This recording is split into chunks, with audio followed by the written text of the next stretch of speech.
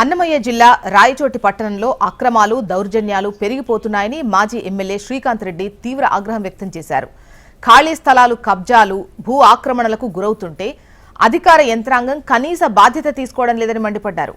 ప్రభుత్వ మిలిటరీ భూములు సైతం కబ్జాలకు గురవుతున్నాయని తాను పదే పదే ఉన్నతాధికారులకు ఫిర్యాదులు చేస్తున్నా పట్టించుకునే పరిస్థితి కనిపించడం లేదని ఆవేదన వ్యక్తం చేశారు.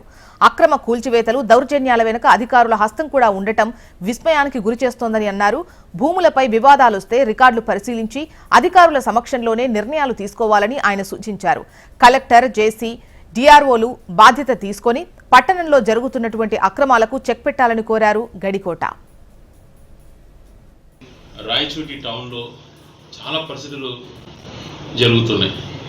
మరి అధికారులు కానీ ప్రజాప్రతినిధులు కానీ మీడియా కానీ అందరికీ కూడా బాధ్యత ఉంటుంది. వీటిపైన ఎక్కడ ఖాళీ స్థలాలు ఉంటే అక్కడ దౌర్జన్యాలు జరగడం, ఒకరి రికార్డుని తారుమారు చేసి ఇంకొకరి పేరు ఎక్కించిన పరిస్థితులు, న్యాయం గురించి పోతే హేళన చేసి మాట్లాడడం, పోలీసులు పూర్తిగా బాధ్యత లోపించి వ్యవహరిస్తున్నారు.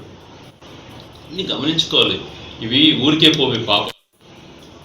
భూముల్లో జోలికి వెళ్ళటం, దౌర్జన్యాలు చేయటం అన్నటువంటిది చాలా దుర్మార్గం. ఒకటి కాదు, రెండు కాదు, అనేక కంప్లైంట్లు వస్తున్నాయి. వీటన్నిటినీ ఎప్పటికప్పుడు అధికారుల దృష్టికి తీసుకెళ్తున్నా వాళ్ళు నిర్లక్ష్యం చేస్తున్నారు. చాలామంది కూడా ఎంతో బాధపడుతున్నారు. ఉన్న రికార్డ్స్ను తారుమారు చేయడం.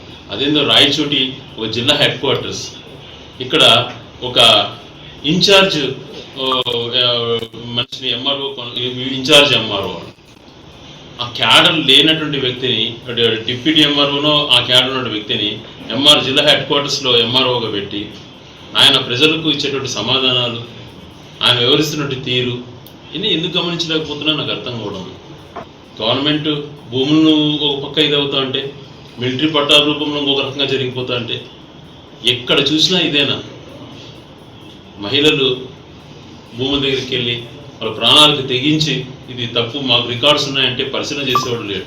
నష్టపోయినటువంటి వ్యక్తులు జీవితాంతరం వాళ్ళ కుటుంబాలు ఎలా అవుతాయో, వాళ్ళకు మనం చేసేటువంటి ద్రోహాలు ఎలా ఉంటాయో కూడా గమనించుకోవాలి. చాలా చోట్ల చూస్తున్నా అదే గ్యాంగ్ లేకపోతాయి. 100-150 మంది బ్యాచ్ తయారైపోయి అల్లరిగా ఈ గంజాయి బ్యాచ్ అయిపోయినారు. దౌర్జన్యాలు చేయడం, షెడ్లు కొట్టేయడం, ఏంటివి పనులు.